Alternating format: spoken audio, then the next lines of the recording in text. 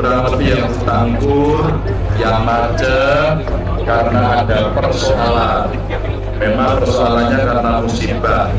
Maka mari kita hitung kurang lebih angkanya sekitar 600 miliar. Kurang lebih 600 miliar. Kita sedang mengkaji itu baik-baik agar seperti yang lain kemarin, ketika kemudian petaninya ini merasa kesulitan, antara melakukan.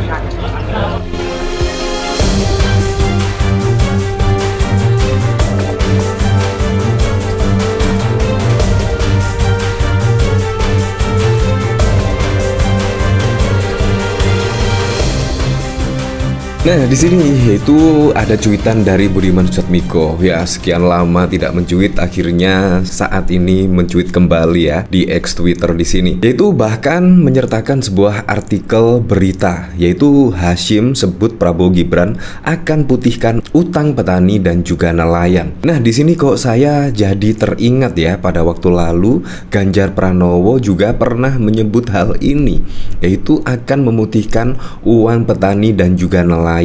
Apakah ini ya setidaknya tiru-tiru program dari Ganjar Pranowo atau memang kebetulan yaitu programnya sama? Ya kalau menurut saya sih, kalau sama-sama untuk kepentingan masyarakat, menurut saya sih baik-baik saja ya. Apalagi di sini yaitu akan putihkan hutang petani dan nelayan. Menurut saya sangat perlu sekali, apalagi juga program dari pemerintah ya, misalkan kredit usaha rakyat di situ sangat diperlukan, yaitu untuk petani dan bahkan juga nelayan. Menurut saya juga bunganya relatif kecil dan sangat dibutuhkan oleh masyarakat. Nah, di sini memang hampir sama, yaitu dengan program Ganjar pada waktu lalu, tepatnya di sini dari berita CNN pada tanggal 5 Januari. Nah, pada tanggal 5 Januari yang lalu di sini Ganjar Pranowo bahkan juga akan memutihkan atau menghapus utang nelayan di sini.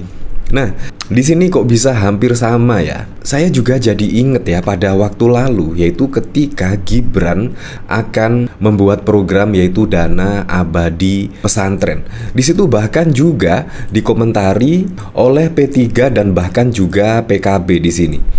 Yaitu PKB dan P3 kompak kritik dana abadi pesantren Gibran tak boleh diklaim, dan ternyata di sini sudah ada penggagasnya, yaitu program dana abadi pesantren, yaitu PKB dan P3. Nah, dari berita di sini yaitu dua kubu bakal Capres-Cawapres dari Ganjar Pranowo dan Anies Baswedan kompak menyebut program dana abadi pesantren yang ditawarkan bakal Cawapres Prabowo Subianto, Gibran Rakabuming Raka bukan hal yang baru.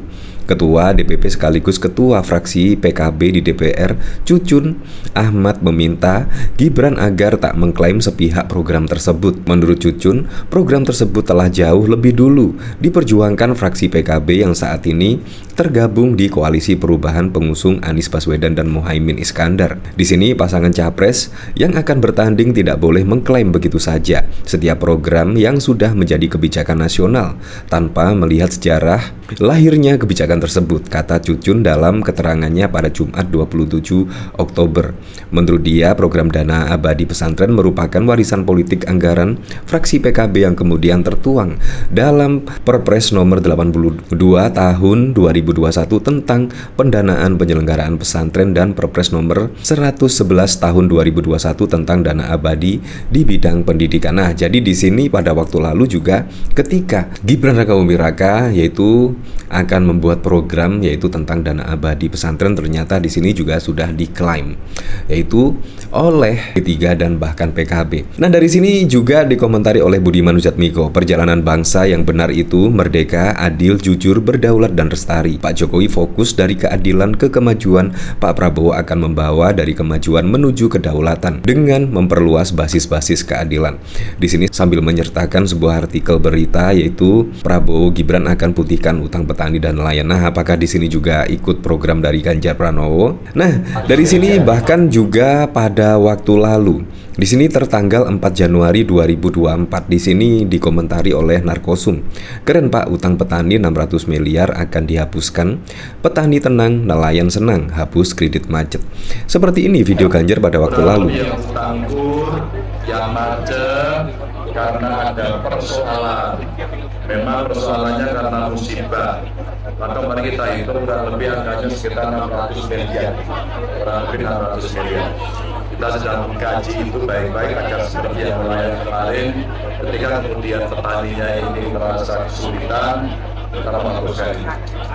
Nah, di sini bahkan juga ada komentar yaitu dari Rano Karno. Ya, kalau kita ketahui pada waktu lalu itu bahkan dari pendukung Pak Prabowo Gibran bahkan yakin menang satu putaran. Tetapi melihat kondisi perpolitikan saat ini dan bahkan ada beberapa lembaga survei yang justru memenangkan Ganjar Pranowo soal elektabilitas, dan bahkan di situ diyakini pasti ada 2 putaran dan bukan 1 putaran. Di sini bahkan komentar dari Rano Karno di sini, bahkan kalau terjadi 1 putaran tidak mungkin terjadi. Seperti ini videonya. Nggak akan mungkin, yakin nggak akan mungkin. Nah, itu propaganda boleh-boleh saja. Tapi kan beberapa lembaga survei juga menyatakan kalau 3 sulit untuk 1 putaran, pasti akan 2 putaran. Jadi boleh saja usaha, tapi memang kita juga tahu usaha mereka keras untuk itu. Tapi yakin tidak mungkin. Ya, bahkan juga tidak mungkin ya. Di sini bahkan juga dikomentari oleh Aku Padi 5. Peluang Pilpres 2024 1 putaran Rano Karno tidak mungkin. Wah, ada calon tuh guys. Dari sini saya juga penasaran, kira-kira komentar-komentarnya dari sini seperti apa ya? Yaitu ketika Budiman Sujatmiko, yaitu perjalanan bangsa yang benar itu merdeka, adil, jujur, sambil menyertakan sebuah artikel berita dari detik.com yaitu tentang putihkan utang petani dan nelayan. Nah, dari sini adil untuk keluarga dan korudi-korodinya. Capresmu Mekor wae bang. Di sini sambil menyertakan sebuah artikel berita, Ganjar janji putihkan kredit macet seluruh nelayan Republik Indonesia jika menang Pilpres. Ya, di sini memang sudah ada pada waktu lalu, tepatnya tanggal 4 Januari, statement Ganjar Pranowo juga akan mengkaji yaitu tentang pemutihan, yaitu hutang dari nelayan dan juga petani. Tetapi di sini tertanggal pada 19 Januari tiba-tiba Hasyim menyebut Prabowo Gibran akan putihkan utang petani dan nelayan. Nah, di sini apakah juga meniru program dari Ganjar Pranowo? Kalau memang kebetulan ya berarti ya sangat kebetulan sekali. Memang di situ sangat dibutuhkan oleh para petani dan juga nelayan.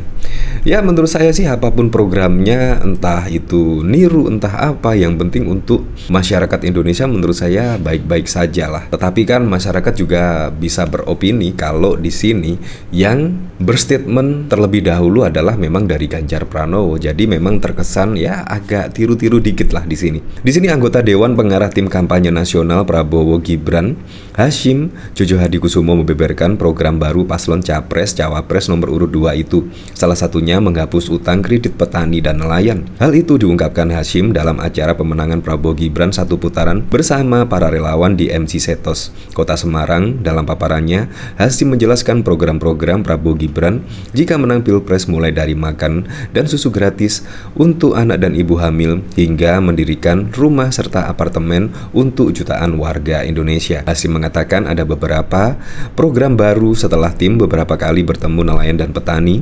Disebutkan banyak petani dan nelayan yang terlilit hutang dan jumlahnya ada yang menyebut 8 juta orang. Wow. Ya, semoga saja lah apapun janji-janji atau kampanye atau program-program yang dijanjikan, semoga saja siapapun presidennya besok bisa merealisasi janji-janji atau program-program tersebut. Karena apa? Ya karena untuk mensejahterakan masyarakat, karena juga untuk bangsa dan negara di sini. Ya, apapun itu untuk Pilpres 2024 mendatang, semoga saja berjalan dengan aman, berjalan dengan lancar, dan yang paling penting berjalan dengan jujur dan juga adil.